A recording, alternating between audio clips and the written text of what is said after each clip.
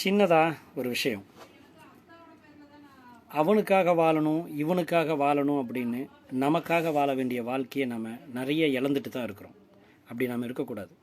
யாருக்காக நீங்கள் வாழணும்னு முடிவு பண்ணினாலும் அவங்க எல்லாருமே அவங்கவுங்களுக்காக வேண்டி அவங்கவுங்களுக்காகவே தான் வாழ்ந்துட்டுருக்குறாங்க.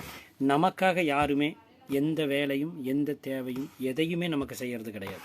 அதனால் நாம் நல்லா இருந்தால் மட்டும்தான் நம்ம கூட இருக்கிறவங்கள நாம் நல்லபடியாக பார்த்துக்க முடியும். அப்போ நம்ம கூட இருக்கிறவங்க நம்ம மனைவி, நம்ம குழந்தைகள், நம்ம கூட இருக்கிறவங்க. முதல்ல நமக்காக நாம் வாழணும், நம்ம நிம்மதிக்காக நாம் வாழணும். இந்த நம்ம நிம்மதியை இழந்துட்டு அடுத்தவங்களுக்காக வாழ்ந்து நமக்கு கிடைச்ச பலன் என்ன அப்படின்னு பார்த்தா சங்கடங்களும் அவமானங்களும் தேவையில்லாத பிரச்சனைகளும் தான்.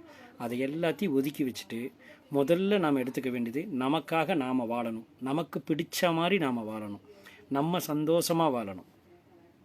அந்த வாழ்க்கை நம்மளை சுற்றி இருக்கிறவங்களுக்கு பிடிக்காட்டி கூட பரவாயில்ல, நம்ம ஹாப்பியாக இருக்கிறதுக்கு என்ன வழியோ அதை பண்ணிவிட்டு நம்ம போயிட்டே இருக்கணும். நம்ம கூட இருக்கிறவங்கள நாம் அப்போ தான் நல்லபடியாக சந்தோஷமாகவும் ஆரோக்கியமாகவும் வச்சுக்க முடியும். நமக்காக வாழ்கிறதுக்கு மட்டும் நம்ம முதல்ல முயற்சி பண்ணிக்கணும். நன்றி, வாழ்த்துக்கள்.